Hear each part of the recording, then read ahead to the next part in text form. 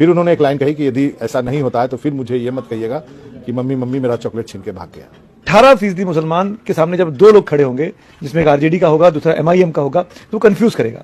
उस मुसलमान vote bank को लेने के लिए ये बेहतर होगा कि आप एमआईएम के साथ टाई अप रखिए, 5-7 सीटें जो एमआईएम मांगे उसको दे दीजिए और आप अपनी सीटों पर चुनाव लड़िए।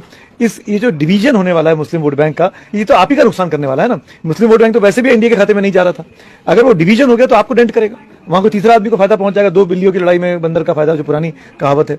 तो मेरा अपना मानना है, अगर मैं तेजस्वी यादव हूं, अगर ओवैसी मुझे चिट्ठी लिखेगी मैं बात करना चाहता हूं और आपके पास मेरे पास वो ताकत है, तो मैं उनको एंटरटेन करूंगा, मैं बैठूंगा, मैं बात करूंगा, मैं समझाऊंगा, मैं जानना चाहूंगा कि आप कौन सी सीटें लड़ना चाहते हैं, कौन कौन से कैंडिडेट है आपके पास और क्या आपकी रणनीति है। क्योंकि अगर ओवैसी के आने से डेंट आप ही को लगने वाला है और किसी और को नहीं लगने वाला है। तो ये प्रैग्मेटिक अपील और प्रैग्मेटिक सोच रखनी चाहिए।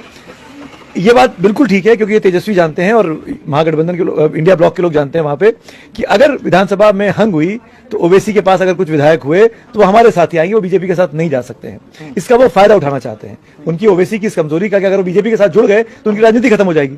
जो उनको बी टीम कहते थे वो ए टीम में कन्वर्ट हो जाएंगे, तो वो कहीं जाएंगे नहीं। इस कमजोरी का फायदा तेजस्वी उठाना चाहते हैं, ये ओवैसी भी समझ रहे हैं। इसीलिए ओवैसी ने कहा कि मैं पहले आपको बोल दे रहा हूं, फिर आप मम्मी मम्मी मत करना कि मेरी चॉकलेट लेके भाग गया, जो बाबा के साथ उन्होंने कहा। तो भाई आप ओवैसी को चुनाव लड़ने से कैसे रोक सकते हैं? अब तो वो 5-6 विधायकों की जीती हुई सीटों पे उनका क्लेम बनता है ना। इसीलिए मैं कह रहा हूं कि तेजस्वी